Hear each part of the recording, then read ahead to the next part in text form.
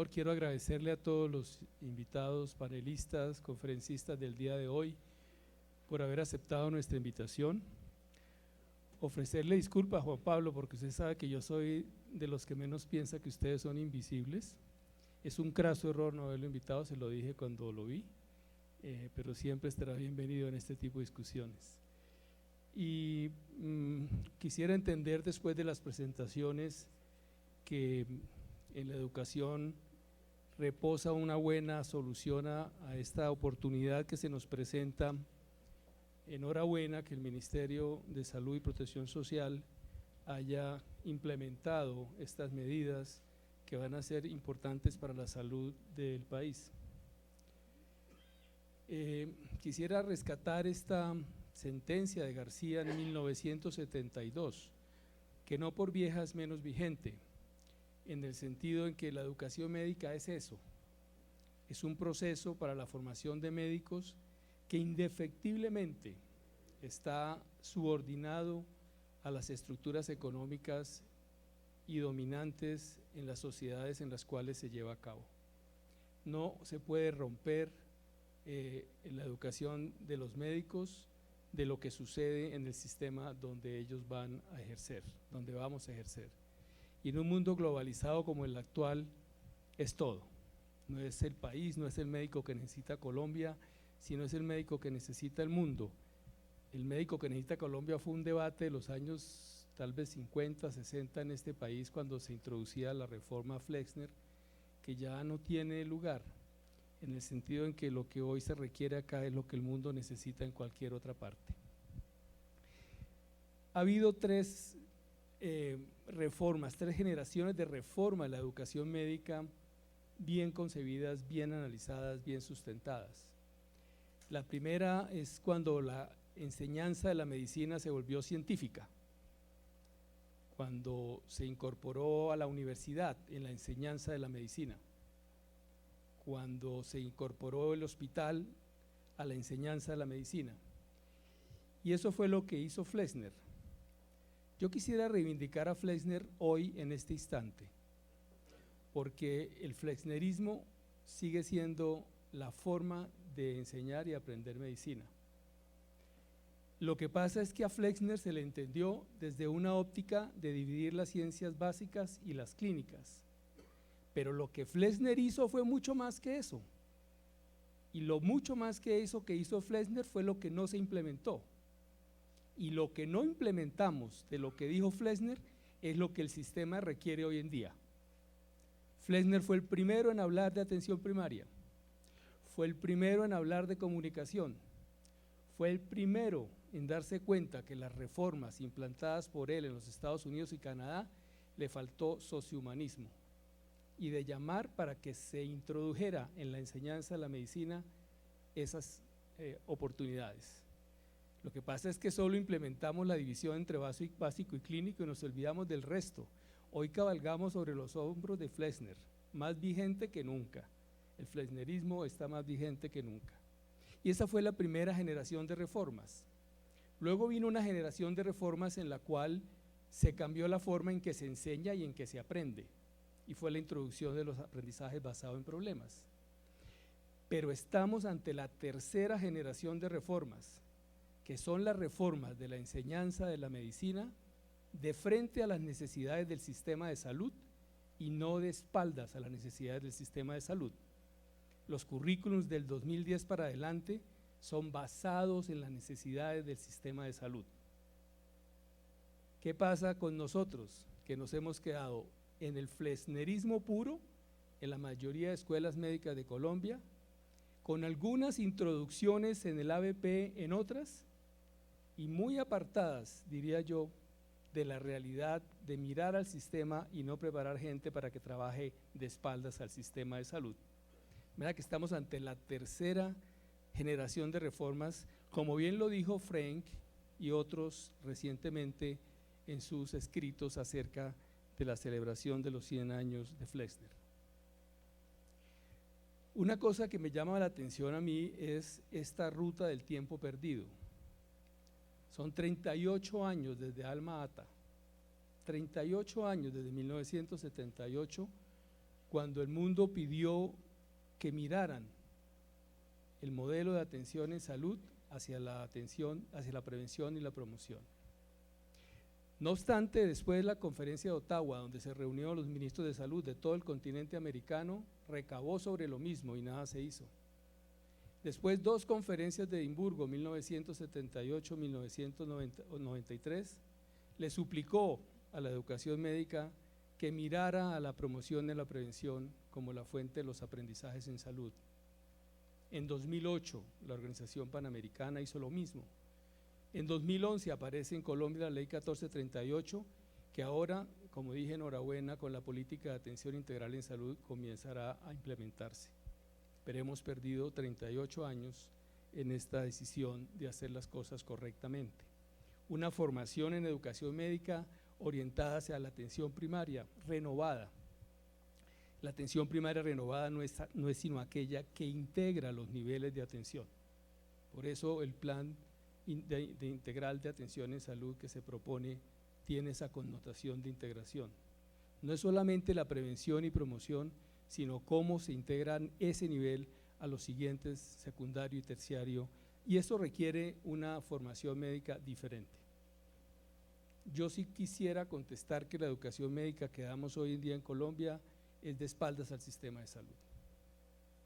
Y quisiera llamar la atención desde este foro a que renovemos la forma en que se enseña y se aprende medicina, porque este país no soporta más tiempo preparando profesionales de la salud, no solamente médicos, de espaldas a lo que el país, que es lo que requiere el mundo.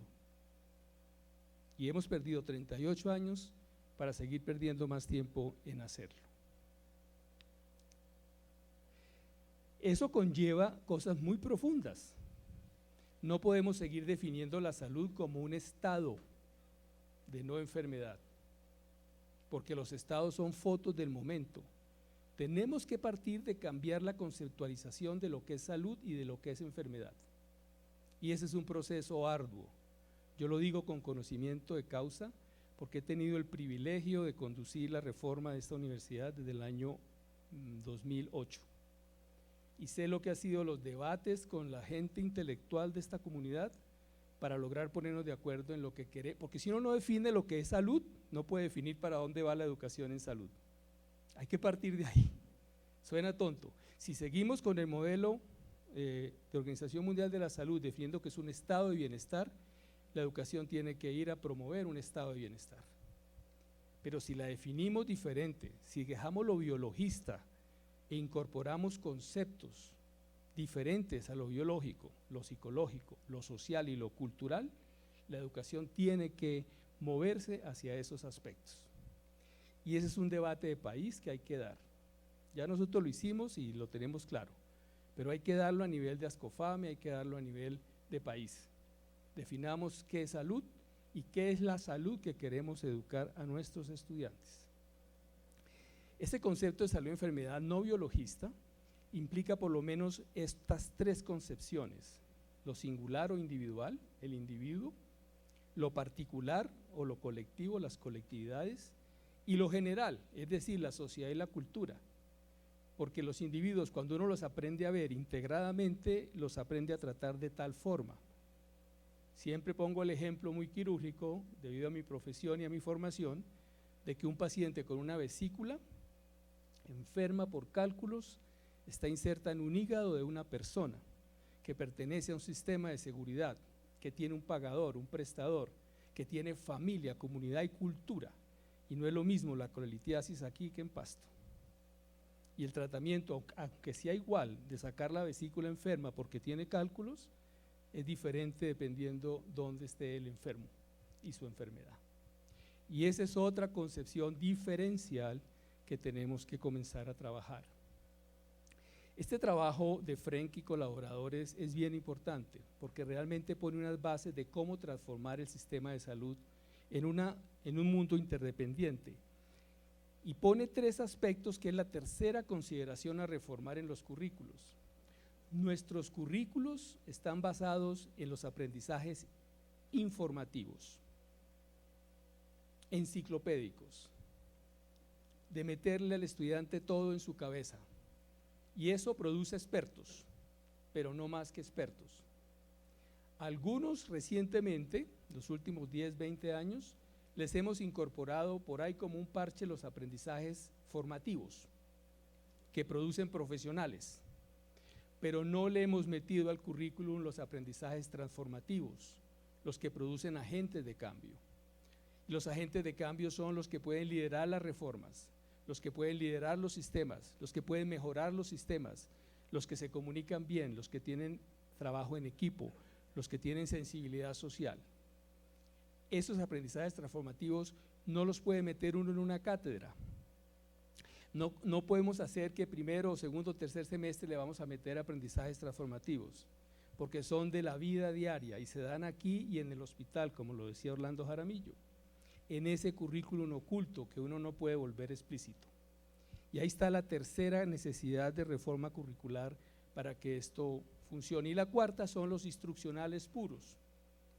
Enseñar por problemas, porque es la forma como se aprende y como se enseña y como le llega a uno el paciente. Siempre le llega porque tiene un problema. Adaptar dichas competencias a los cambios locales. Las competencias están definidas en muchas formas, pero cuando uno define las competencias se queda como un cúmulo de palabras competitivas y competencias a un lado, pero unos currículums con unas realidades que nada que ver, que tampoco evalúan por competencias. Entonces no se sabe si lo que se está enseñando por competencias se consigue. La competencia no es más que el ser capaz de algo. Si yo lo vuelvo a usted capaz de algo, yo tengo que poderle evaluar que usted es capaz de algo.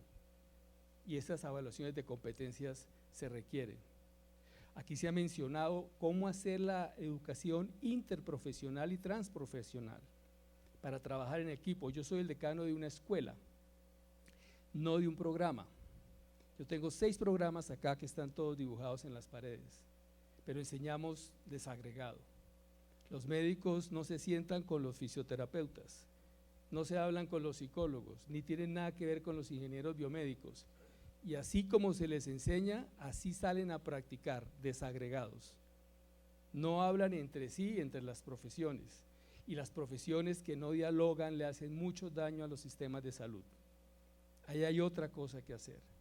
Ciertamente, como lo decía Jaime Arias, explotar las TIC para el aprendizaje, promover el profesionalismo y el nuevo trivium. Nosotros hemos querido aquí rescatar el trivium, la dialéctica, la didáctica de los antiguos, la lógica, que hoy en día se traduce en competencias cognitivo y lingüísticas y de pensamiento lógico y matemático.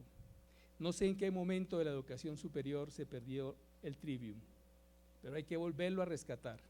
Esta universidad es nova et vetera, entonces a mí me cae bien el discurso aquí porque es lo nuevo y lo viejo, pero hay que rescatar lo viejo porque cuando perdimos el trivium perdimos lo social, la sensibilidad, lo humano de la profesión, que es una reforma que también hay que hacer prontamente. Los sistemas de salud están rotos con el sistema educativo, ya lo han dicho aquí varios. Es más, parece que compiten entre sí, no dialogan los sistemas de salud y el sistema educativo. Uno va, como bien lo ha dicho el rector, de un lado para otro mendigando algo y cuando consiguen un ministerio una cosa no lo consiguen el otro. Hay que armonizar la educación y la salud. Yo también creo que en algún momento malo perdió el Ministerio de Salud la hegemonía que tenía sobre la educación de los médicos, que no es la educación de todo el mundo, que es que la educación médica es la única realmente profesionalizante que existe en las disciplinas del conocimiento. No hay educación ingeniérica, no hay educación arquitectura, no hay educación de jurisprudencia, pero la educación médica sí, es que la medicina por naturaleza surgió educando. De manera que hay que hacer redes y alianzas, hablar entre las universidades, lo mencionaba también alguno de ustedes, creo que el presidente de Ascofame. Es más fácil enviar un residente o un estudiante nuestro a rotar al exterior que conseguir que pueda rotar porque todo se vuelve económico. ¿Cuánto me vale? ¿Cuánto me va a pagar? Y eso no crea redes ni alianzas. Somos muy aislacionistas y nos toca cambiar. El currículum es estático, tiene unos planes de estudio muy rígidos, con una pedagogía estática e insuficiente a la adaptación. Y todo se entrega de una manera fragmentada. ¿Cuáles son los retos? El currículum debe incorporar elementos tales como la seguridad del paciente. Este libro que aparece de segundo acá es un libro producido por la Fundación Carnegie para el avance de la enseñanza y el aprendizaje, la misma que patrocinó a Flesner en 1910. Es un libro publicado en 2010 para conmemorar los 100 años. Y ahí está la hoja de ruta de para dónde debe ir la educación médica. No hay que ingeniárselas mucho. Tiene que focalizarse también en seguridad del paciente, ya lo dije, tiene que focalizarse también en problemas de salud mental. La salud mental sigue siendo desagregada del currículum. En el currículum viejo nuestro se da en 10º semestre, como si la mente solamente ocupara el 10º semestre de la formación del médico. En el nuevo, por fortuna, se da desde segundo. Porque es esa formación integral de todos estos elementos la que puede hacer posible que estas implementaciones de la norma se den. Se habla entonces del capital mental de las naciones. Y hay unos retos emergentes que ver en el sistema como la transición demográfica, la ancianidad, un país como el nuestro que se mueve en índices casi de 10-12% de personas mayores de 65 años. Tiene que moverse hacia esos nuevos retos de diferenciación, de demandas de población, de innovación tecnológica. Esta es mi manera de ver lo que pasa hoy en día. Es un currículum basado en necesidades que ya no existen y que por supuesto produce un médico con una capacidad resolutiva muy escasa que requiere abrirse hacia las especialidades. Y esto es lo que se requiere, un currículo basado en las necesidades del sistema de salud que le aumente al médico la capacidad resolutiva y lo haga menor remisor al especialista. ¿Qué hay que hacer? Reformas instruccionales. Estas reformas instruccionales pasan por implementar modelos como el EPICES, que es centrado en el estudiante, en prácticas activas, basado en problemas, integrado, basado en la comunidad, no solamente en el hospital, con un alto componente de electivas que le da la flexibilidad y sistémico, no desorganizado y partido. Basado en enseñar para comprender, que no es lo mismo que enseñar para memorizar. La formación de mi generación y otras debajo de la mía ha sido completamente memorística. Muchas neuronas ocupadas con pocas cosas útiles. Enseñar para comprender es aprender a hacer una cosa y ser capaz de repetirlo cada vez que se presente la novedad. Basado en competencias que nosotros lo llamamos learning outcomes o resultados del aprendizaje, con una vocación direccionada hacia la atención primaria renovada, con aprendizajes transformativos, interdependiente que dialoguen las profesiones, concentrados en una nueva manera de comunicarse, de entender al otro, de explicarle al otro, y obviamente con un componente profesional muy alto. Pero eso requiere reformas institucionales, y aquí también las han mencionado. ¿Se necesita el internado? Me pregunto yo. ¿Debe seguir siendo parte del pregrado o puede ser localizado en el posgrado? Me pregunto yo, no tengo la respuesta. El interno cada vez pierde. Yo hice 500 cirugías en mi internado, por supuesto que iba a ser cirujano desde antes, pero hoy en día pregunto cuántas pueden hacer, muy poca o nada. Entonces su capacidad resolutiva es muy constreñida en ese sentido. El modelo de salud y el modelo de atención en salud, enhorabuena, cambiado. Esto que me dicen hoy que lo firmaron me parece todavía mejor, porque ya hay una hoja de ruta firmada y real. El modelo de educación en salud debe cambiar y me pregunto yo, como todos estos cambios van a producirse en lejos tiempo, la reforma que nosotros introdujimos en el 2008 sacará los primeros médicos en el 2019 y así sucesivamente los que lo emprendan ahora lo van a sacar más adelante, 10 años después. ¿Qué hacer en el entretanto? ¿Será bueno formar médicos generales? Porque los currículos no los van a poder renovar de la noche a la mañana. Entonces, ¿qué hacemos? ¿Más médicos familiares o el GP inglés? El modelo de General Practitioner, por ejemplo.